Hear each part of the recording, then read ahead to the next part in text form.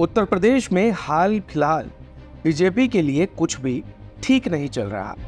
एक तरफ जहां संगठन में फेरबदल के कयास कभी से लगाए जा रहे हैं, तो वहीं सरकार की परफॉर्मेंस को भी उपचुनाव के दृष्टिगत देखा जा रहा है। उधर 69,000 शिक्षक भर्ती मामले के सुप्रीम कोर्ट पहुंचने के बाद अब विपक्षी पार्टी के प्रमुख अखिलेश यादव ने कड़ा रुख अख्तियार कर लिया है, तो केशव प्रसाद मौर्य और योगी के बीच की तनातनी सभी के सामने।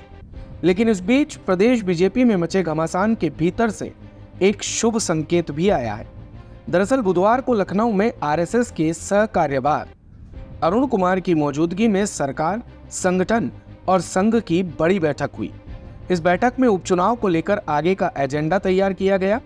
यह बैठक देर रात करीब 3 घंटे तक चली और भोजन काल के बाद खत्म हो गई। लेकिन इस बैठक के मायने में अब सियासी गलियारों में एक ही सुक्त वाक्य चल पड़ा है, और वो ये कि राष्ट्रीय स्वयंसेवक संघ ने कमान संभाल ली है।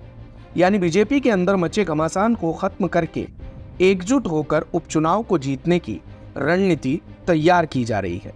सूत्रों की माने तो इस बैठक में हिंदुओं को जाति में बांटने, आरक्षण और विपक्ष द्वारा संविधान खत्म करने के दुष्प्रचार को चुनावों के लिए सबसे बड़ी चुनौती माना गया है। बैठक में इस बात पर भी जोर दिया गया कि जातिवाद की काट के लिए हिंदुत्व के एजेंडे को आगे बढ़ाया जाए। इसी के साथ पुराने कार्यकर्ताओं को फिर से समायोजित भी किया जाए। बैठक में कहा गया है कि जल्द से जल्द बोर्ड निगम निकाय में पदाधिकारी और कार्यकर्ताओं का समायोजन हो। संघ ने बैठक में निर्देश दिया कि बाहरी दलों से आए लोगों की जगह पुराने कार्यकर्ताओं पर जोर दिया जाए और उन पर भरोसा किया जाए।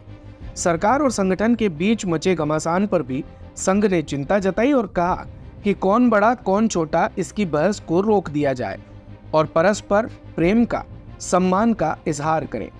मतभेद होने पर मीडिया में बयान देने से बचें और आपस में बैठकर संवाद कर समस्याओं का समाधान करें। संघ ने पार्टी में गुटबाजी से भी दूर रहने का निर्देश दिया।